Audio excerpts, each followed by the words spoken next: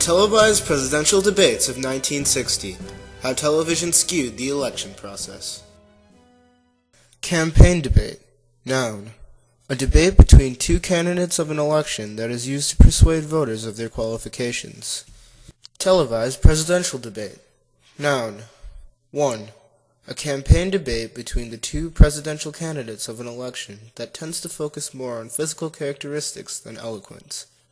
2. A big mistake. In 1960, John Kennedy and Richard Nixon were running against each other in one of the tightest presidential elections in U.S. history, and were looking for ways to elevate their popularity. The televised presidential debates successfully provided a revolutionary medium for campaigning, which not only proved decisive in the election, but also dramatically altered the way that voters looked at candidates and campaigns in general. Television was a powerful new medium that provided an innovative way of showing events, delivering news, and entertaining people. By 1960, over 70% of Americans had access to a television set, and over 50% of them relied on television alone for news. Television provided a more intimate way of seeing people, through close-ups and displays of body language and facial cues. On television, makeup and looks mattered more than speech. Television's bias for images often made it oversimplistic, and yet it was that very bias for images that altered the way that Americans looked at candidates after the debates. Debates, televised or non-televised, were not new. In 1858, Abraham Lincoln and Stephen Douglas held a series of 7 debates during their campaign for a seat in the local Illinois Senate, and most historians regard these as the first campaign debates in American history. It is interesting to note that these debates were so well known that they played a key role in Lincoln's presidential race in 1860. Popular or not, such debates did not occur again until the broadcast era. The first broadcast debate was held on the radio on May 17, 1948.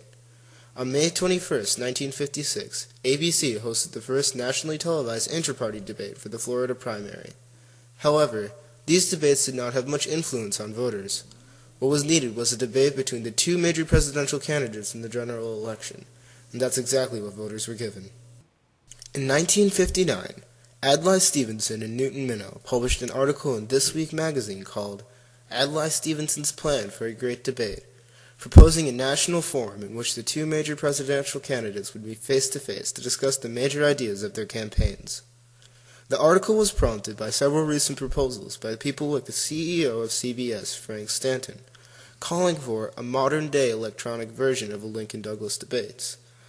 The This Week article noted that, in order for the debates to occur, the Communications Act, an act written by the FCC, would need to be suspended. The act stated that, if any license shall permit any person who is a legally qualified candidate for public office to use a broadcasting station, he shall afford equal opportunity to all other such candidates for that office in the use of such broadcasting station. The act was apparently used to prevent politicians from using their influence on television stations to receive an unfair advantage of exposure. But it also meant that lesser party candidates could use the act to receive the same amount of viewing time as the major party candidates. In the general election, this posed a large problem, for although there were only 2 or 3 major candidates running for office, there were several more minor presidential candidates. Thus, a two-party-only debate would be illegal. The article, along with pleas from NBC and CBS, caused enough unrest in Congress that a law was passed that temporarily suspended the Communications Act for the 1960 election. The debates would be a case study to see if presidential debates were even possible. The debates can now occur. Both Kennedy and Nixon were looking for something exactly like television. Less well known than Vice President Nixon, Kennedy was looking for a new medium by which he could elevate his popularity. Nixon also saw a possible advantage in debates, and by August 1, 1960, both candidates had accepted the challenge of a debate and began preparation for the event. On September 23, 1960, the first nationally televised presidential debate between the two major party candidates was shown live on all 3 major television stations: ABC, CBS, and NBC. It was a huge success. Over 70% of Americans watched the debates, an audience so large it has only been beaten by the Super Bowl and the Grammy Awards. Kennedy appeared young and confident, clearly orating and speaking convincingly. I think the experience of the 20s has shown what a free market could do to agriculture. And if the agricultural economy collapses, then the economy of the rest of the United States sooner or later will collapse. Nixon, on the other hand, appeared sickly. Nixon made a speech to the Carpenters Union that day in Chicago, thought this was just another campaign appearance that night, was ill, had a infection called Staphylococcus A, arrived at the studio, banged his knee when he got out of the car, was in pain, looked green, sallow. Nixon, after a 12-day visit to the hospital, was a nervous wreck. He was sweating, and his gray suit looked terrible, almost monstrous on the black and white television. I would suggest that these proposals could be mentioned. First, after each of my foreign trips, I have made recommendations that have been adopted. Because of Nixon's poor appearance, most viewers declared Kennedy the victor. Radio listeners, on the other hand, proclaimed Nixon the winner. The other three debates had low viewer ratings, and not much is to be said about them, save that during the last debate, Kennedy and Nixon were on opposite ends of the country, debating from different parts of the nation, truly showing the endless possibilities of television and ultimately technology. The debates were a huge success. They gave voters an immense amount of information regarding not only the opinions of the candidates, but also the character and persona of the candidates. Because of television's ability to bring out images as well as words, voters were given a novel look at the candidates. Kennedy appeared more leader-like, more confident, even handsome. His physical characteristics were enhanced. Nixon looked sickly and nervous. His negative characteristics completely distracted the viewers from the eloquence or persuasiveness that were noted by radio listeners. As a result of these debates, Kennedy managed to do the impossible. He won the election, barely carrying with him 0.2% more of the popular vote than Nixon. Despite the major success of the debates, another set of similar debates was not held for 16 years. When President Ford and Jimmy Carter did debate 16 years later, however, they rejuvenated the fire for presidential debates and set the precedent. There have been debates in every presidential election since.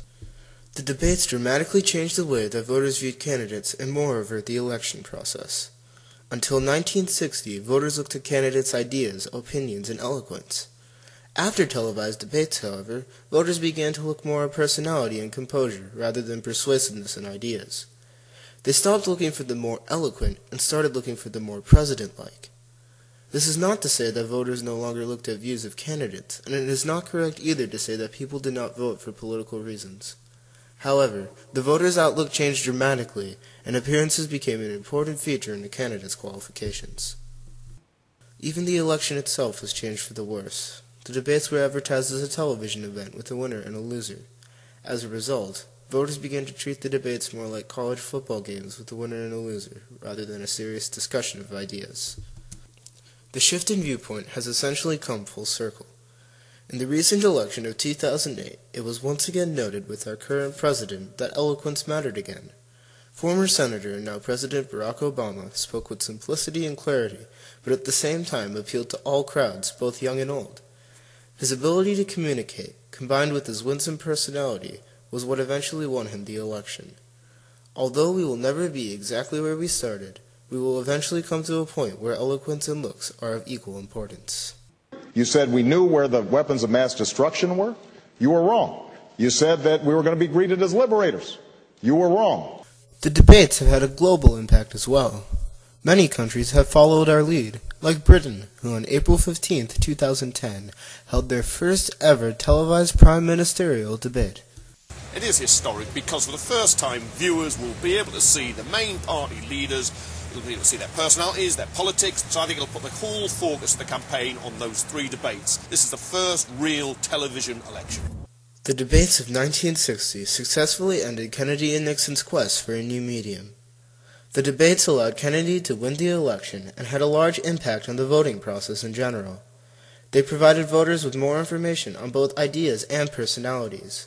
They stressed the new importance of visuals over audio, and ultimately changed the way that candidates were viewed by people, from speaking ability and ideas to looks and confidence. The debates created a completely new and apparently spontaneous medium that voters could use in elections. They added a totally new dimension to politics, and although the effects were not for the better, they helped shape what America is today.